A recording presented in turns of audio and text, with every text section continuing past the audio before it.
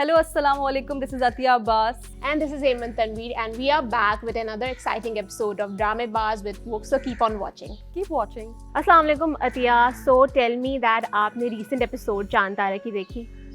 For sure देखी, and you know I've told you before that I have been such a big fan of this series. मतलब बहुत ही light-hearted, amazing comedy, and I've been really enjoying it. What about you? Yes, मैंने भी सारी episodes देखी और मुझे बहुत मज़ा आ रहा है और मेरे पास आपके लिए बहुत सारे interesting सवालात हैं. So are you ready? Yeah, for sure. So my first question is doctor Razia जो उन्होंने बात की है तलाक के हक़ के बारे में.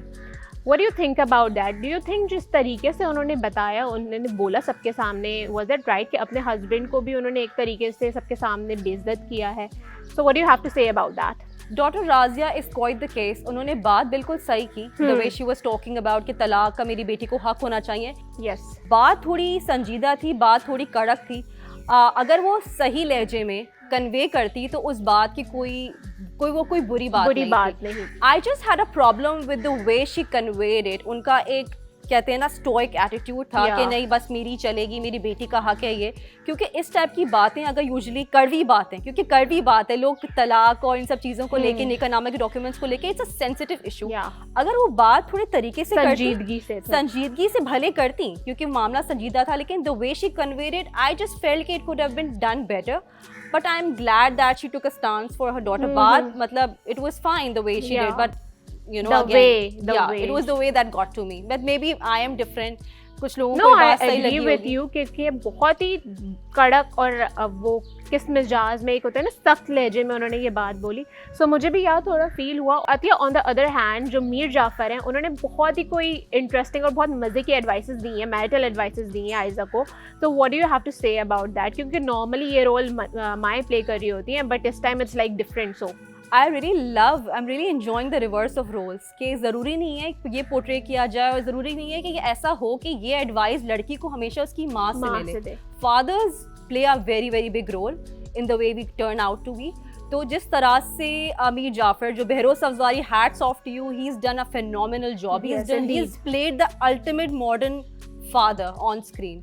जिस तरह से उन्होंने आयज़ा को बिठा के उससे कुछ बातें की हैं और उन बातों का क्रक्स से एक मुझे बात बड़ी अच्छी लगी कि अगर तुम एक नए घर जा रही हो तो तुम एक इस तरह से नहीं जाइए, सोच लेके नहीं जाओ कि तुम्हें लड़की को चलाना है, लड़की के ऊपर तुम्हें हावी होना है. ठीक है, उन्होंने बिल्कुल ये नहीं बोला. उन्होंने बोला कि अगर एक अच्छा मर्द होगा तो वो ये चीज़ें वो ऑटोमेटिकली करेगा, और अगर वो बुरा मर्द है तो वो किसी की सुनेगा नहीं. तो तुम उस पर हावी नहीं होना, तुम उसको चलाना नहीं, या तुम उस पर एक ज़रा जोर नहीं रखना. मुझे ये बात उनकी, आई नो थोड़ी कड़वी बात कुछ औरतों को लगे, लेकिन आई जस्ट फील कि समटाइम्स अगर आपका बाप आपको कुछ एडवाइस दे रहा है, वो भी इस मैनर में दे रहा है, तो इसमें कोई बुरी बात नहीं है.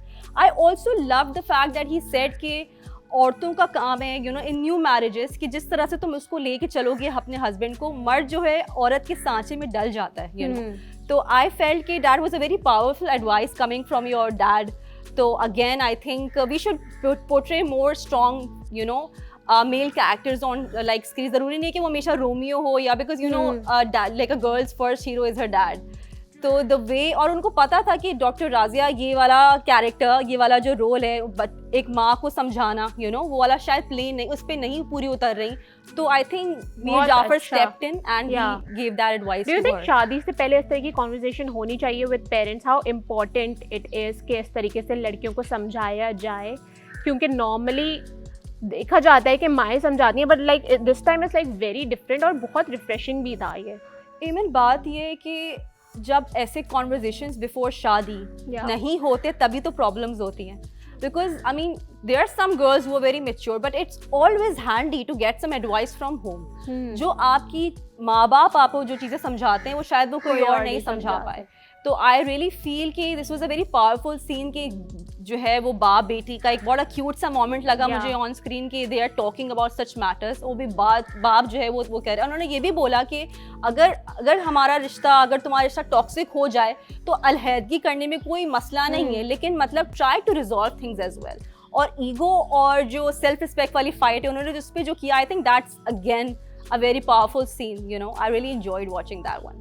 Okay, Atiya, so I have one more question. Do you think that Dr. Razia, is she a bit selfish because वो अपनी comfort zone को ज़्यादा prioritize कर रही हैं as compared to कि उनकी बेटी, इकलौती बेटी की शादी हो रही है, उसको कोई function रखने नहीं दे रही हैं, और on the other hand Mir Jafar जो हैं वो बहुत क्यूट से उनके लिए ब्राइडल शावर और मायो अरेंज कर रहे हैं. So what do you have to say about that? I think it's a very odd marriage. पहले तो मीर जाफर और राज़िया का जो couple, it is a very odd couple, but then again मतलब इस टाइप की मैरिजेस होती हैं कि जो बिल्कुल जो आपके जो हैं स्पाउसेस बिल्कुल टोटली डिफरेंट हो.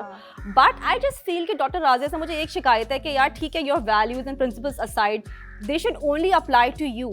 अगर आप मतलब सीरियस से सीरियस बंदा अपने बच्चों की शादी में थोड़ा हल्का चीयरफुल मूड में हो जाता है, I think she is making it very obvious कि वो इस शादी से खुश नहीं है. या मतलब अगर आपने एक कड़वा घोट आपके नज़दीक जो था, आपने वो पी के आपने हाँ कर दिया इस शादी को, then accept it and enjoy it, right. तो मुझे लगता है बिल्कुल आपने बात सही की कि वो अपने कंफर्ट जोन से बाहर नहीं आना चाहती हैं. शी इज़ लाइक कि नहीं, जो मेरे प्रिंसिपल्स है, जो मेरे उसूल हैं, उसी के मुताबिक लोग चलेंगे. अच्छा, एक और चीज़ मुझे बहुत वियर्ड लगी कि असूल और प्रिंसिपल सिर्फ यहीं तक अप्लाई होते हैं. जब उन्होंने वो बात डिस्क्लोज की थी, जैसे हमने प्रीवियस उसमें बात की थी कि जो उन्होंने अपना प्रेगनेंसी डिस्क्लोज की थी, That was a big blunder on her end. वही बात है ना कि देखो she just wants, and ये बात मीर जाफर साहब भी कह रहे हैं कि तुम्हारी माँ में ईगो को बड़ा इशू है. तो I think doctor Razia has a ego problem, and उनका ईगो इतना बड़ा है कि वो अपने चले हस्बैंड के साथ तो जो हुआ भी नो कि मतलब सेपरेशन हो गई, they did not get along, लेकिन I think that is impacting her daughter now.